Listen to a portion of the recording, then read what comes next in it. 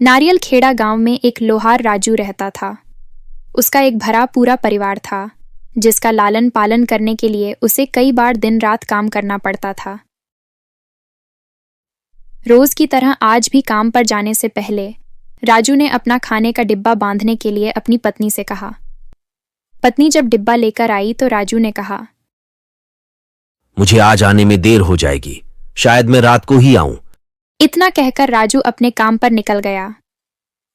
काम पर जाने का रास्ता एक जंगल से होकर गुजरता था। राजू जैसे ही जंगल में पहुंचा, उसे कुछ आवाज सुनाई दी। उस मालिक के लिए है जिसने यह सारी दुनिया बनाई है। जैसे ही राजू कुछ पास गया तो उसने देखा एक साधु आंखें बंद किए मंत्र जपने के साथ ही हंस रहा है, जिसने यह सारी दुनिया बनाई है। हैरान होकर राजू ने पूछा, क्या आप ठीक हैं?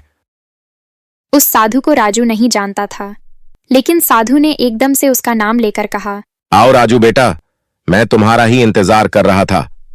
मैं भूखा हूं, मुझे अपने खाने के डिब्बे से कुछ खिला दो। बाबा से अपना नाम सुनकर राजू हैरान था, लेकिन उसने कोई सवाल नहीं किया और सीधा अपना खाने का डिब्बा निकालकर उन्हें दे दिया। देखते ही देखते बाबा ने राजू का सारा खाना खा लिया। उसके बाद उस साधु ने कहा, बेटा, मैं तो सारा खाना खा गया, अब तुम क्या खाओगे? मुझे माफ करना। राजू ने कहा, कोई बात नहीं बाबा, मैं काम के लिए बाजार जा रहा हूं, तो मैं वहीं कुछ खा लूंगा। यह सुनकर उस साधु ने राजू को खूब आशीर्वाद दिया और भेंट के तौर पर एक हथौड़ा दे दिया। राजू ने कहा, आपका आशीर्वाद ही काफी है, मैं इस हथौड़े का क्या करूंगा, इसे आप ही रखिए। साधु ने जवाब देते हुए कहा, बेटा, यह मामूली हथौड़ा नहीं है, यह एक जादुई हथौड़ा है जो मेरे गुरु ने मुझे दिया था, और अब मैं तुम्हें दे रहा हूं क्योंकि तुम्हारा दिल साफ है। इसका इस्तेमाल अच्छे कामों के लिए ही करना और किसी दूसरे के हाथ में इसे कभी मत देना। राजू अपने हाथ में हथौड़ा लेकर बाजार काम करने के लिए चला गया।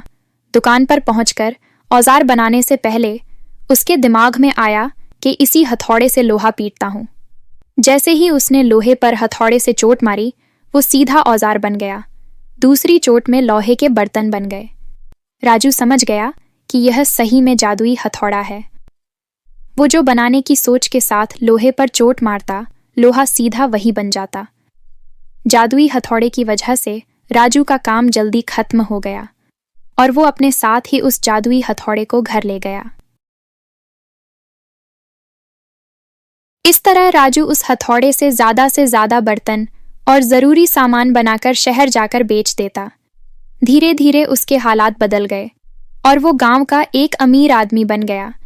लेकिन उसने अपनी दुकान बंद नहीं की। वो पहले की तरह अपनी दुकान जाता और काम करता।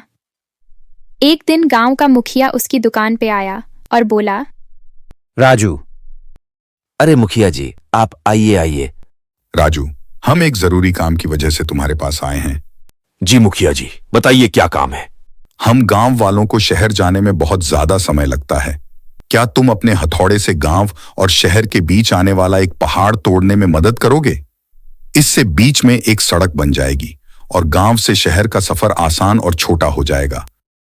मुखिया की बात सुनकर राजू ने कहा, मुखिया जी, आप लोग निश्चिंत होकर घर जाइए।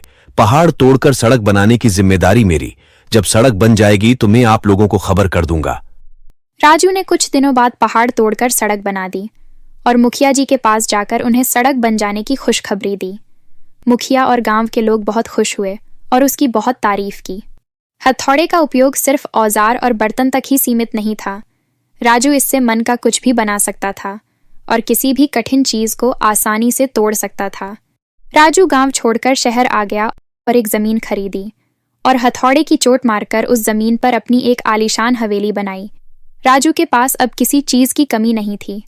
राजू अपने परिवार के साथ एक शानदार जिंदगी गुजारने लगा। उसके घर से कोई भी जरूरतमंद कभी भी खाली हाथ नहीं जाता। जल्दी से इस चैनल को सब्सक्राइब कर लो। हाँ, जरूर सब्सक्राइब कर लो और साथ में वीडियो को लाइक भी कर लो और वीडियो को शेयर भी कर दो।